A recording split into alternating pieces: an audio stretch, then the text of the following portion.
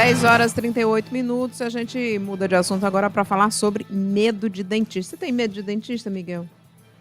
Nunca tive, viu? Sério? Até gosto de ir pro dentista. Mas hoje em dia, quem tinha medo de dentista, tá na hora de perder esse medo, porque até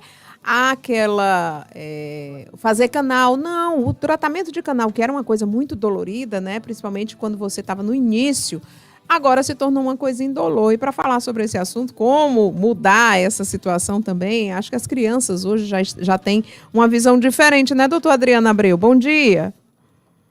Bom dia, Carla, tudo bem? Tudo em paz, muito obrigada. Doutor Adriano, as crianças muito... já estão acostumando mais com o dentista e aquele medo que antes as pessoas tinham, principalmente os pais, né? Isso passava de pai para filho. O pai tinha medo do dentista e o filho ficava com medo porque o pai já tinha medo, né? Isso já não existe mais? Ou ainda tem gente que tem medo? Não, o medo da criança hoje é bem mais raro porque os pais mudaram o conceito também, né? É muito comum os pais já muito se levarem a um especialista. Não aquele dentista que faz o atendimento geral e acaba atendendo o filho do paciente dele. Ele acaba levando para o odontopediatra, que é um profissional especializado em atender criança. Então é uma outra conduta, é um outro ambiente, é outra forma de vestir, é outra forma de atender. No tempo da criança, quando a gente era pequeno era muito comum, ia para fazer um procedimento. Se não fizesse naquela hora, tinha que ser daquele jeito. E hoje não, muitas vezes a criança faz um condicionamento, ela volta. Ontem mesmo eu recebi uma ligação de uma paciente que queria vir, e ela já sabia disso, né? Mas eu sei que às vezes tem um condicionamento da criança, porque a criança não está preparada para esse primeiro atendimento. Então, hoje, você ter crianças com fobia é muito menor e de fácil controle. Agora... Mas o que mudou muito na odontologia... Desculpe. Pode continuar. Pode falar. Mas o que mudou muito na odontologia não foi somente o atendimento da criança. Foram algumas tecnologias e algumas formas de atendimento que conseguiram controlar essa ansiedade, essa fobia dos pacientes que já traziam isso do passado. Isso realmente mudou com muita força. Agora, doutor Adriano, muito bom dia. Qual que é a orientação, né, para os ouvintes durante todo o ano? Quantas vezes ir ao dentista? Essa ida ao dentista depende do caso, né? Depende do paciente, depende da saúde dele, depende do cuidado que ele tem, depende da habilidade manual que ele tem. Tem pessoas que têm dificuldades mecânicas, vão precisar retornar com frequência maior, tem pessoas que precisam de ajuda para escovar os dentes, mas normalmente o paciente vai voltar de 6 vezes. A gente tem casos de pacientes aqui que não conseguem controlar a sua higiene oral, eles voltam a cada 3 meses, a cada 2 meses. Cada caso é um caso, não tem assim uma especificidade, né? Doutor Adriano, agora quais são realmente os procedimentos que podem causar, eu não digo dor, né, mas incômodo, até que você, e mesmo durante o procedimento, quais são esses? São vários. Né? Assim, o dente ele é dividido em tecidos, né? Você tem a camada mais externa, que é o esmalte, a camada mais interna, que é a dentina, e mais internamente o nervo, né? A parte que recebe suprimento sanguíneo e a parte neurológica. Então, sempre que você faz algum procedimento em que você chega na segunda camada, que é a dentina, a grande maioria dos pacientes vai sentir dor. Então, eu estou falando de uma restauração, né, mais profunda, estou falando de uma coroa, que o paciente vai fazer um dente artificial, facetas, né, esses dentes de contato estão faladas hoje, se forem mais profundas, um desgaste mais agressivo, eu vou precisar anestesiar, instalações, né, cirurgias gengivais, cirurgias periodontais, instalação de implante.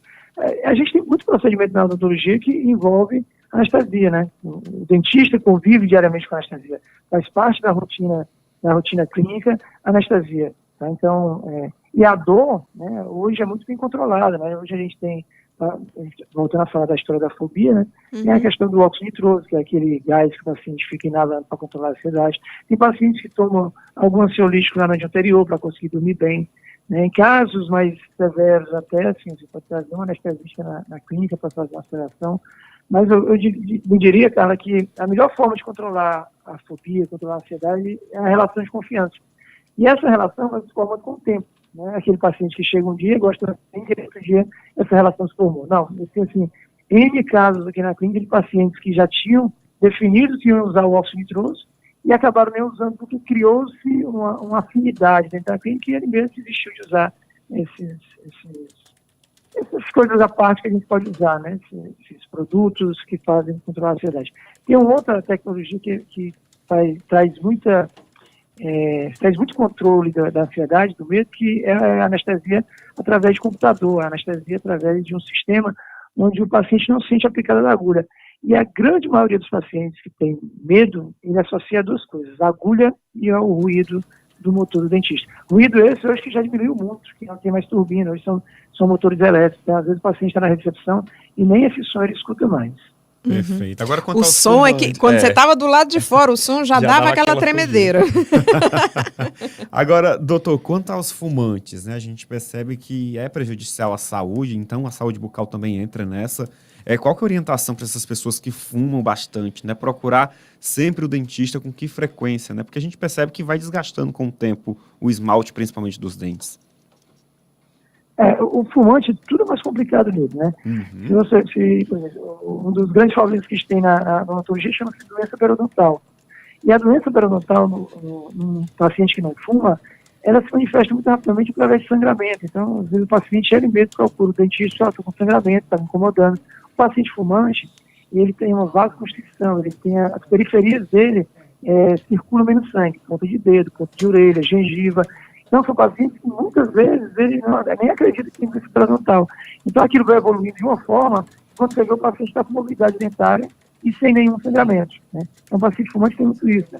Fora os manchamentos, né? As questões estéticas envolvidas em pacientes que fumam, pacientes que fumam, esses manchamentos ajudam a reter a placa bacteriana e a evolução da doença periodontal é mais rápida, né? O que é a doença periodontal? É a mobilidade dentária que leva a perder o dente, né? Você perde seções de tecido ao redor do dente, tanto de osso como de gengiva, ligamento periodontal, e esse paciente a longo prazo, não é uma coisa rápida, a longo prazo vai perder esse dente.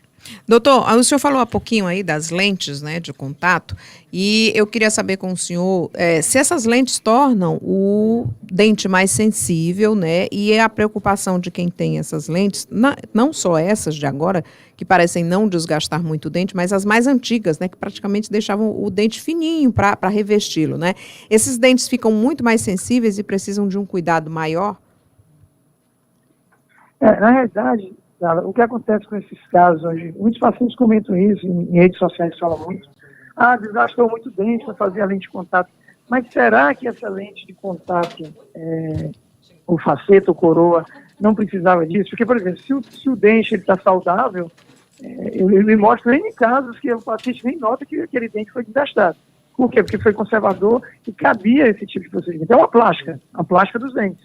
Assim como às vezes você vê pessoas que fazem uma plástica do corpo não estão gostando do formato do seu corpo, o dente é a mesma coisa. Mas há casos onde a pessoa chegou com o dente tão destruído, com resinas velhas, com dentes muito manchados, inclinações desfavoráveis, que geralmente tem que passar por um ortodontiante. Então você acaba desgastando um pouco mais, tá? Com relação à sensibilidade, está atrelado a isso, mas hoje, com o uso do laser, sabe assim, tanto laser de alta potência quanto um laser de baixa potência, o controle da sensibilidade é muito maior, tá? Assim, é difícil, os clareamentos também mudaram muito com o advento de novas tecnologias, tá? Então, ter sensibilidade no pós-preparo é coisa bem rara, mas bem rara mesmo, sabe? Os adesivos que vão unir as facetas, as coroas aos dentes que foram preparados também evoluíram muito, né? É uma tecnologia realmente que só uma indústria detinha no mundo inteiro e agora vários fabricantes conseguem ter um controle maior dessa sensibilidade, né, pós-preparo dentário. Eu diria que sim, são casos muito raros, bem raros mesmo. Doutor Adriano, então esse negócio eu lembrei agora de uma propaganda antiga que tinha, medo de dentista era uma coisa do seu avô e da sua avó, né? Agora medo de dentista é uma coisa superada. Eu acho que nem o avô e a avó tem mais, porque como os consultórios estão apresentando hoje, é mais difícil até eles terem, né? Tá certo. Doutor Adriano Abreu, muito grata por sua participação aqui no nosso Pan News em Revista, primeira edição. Grande abraço.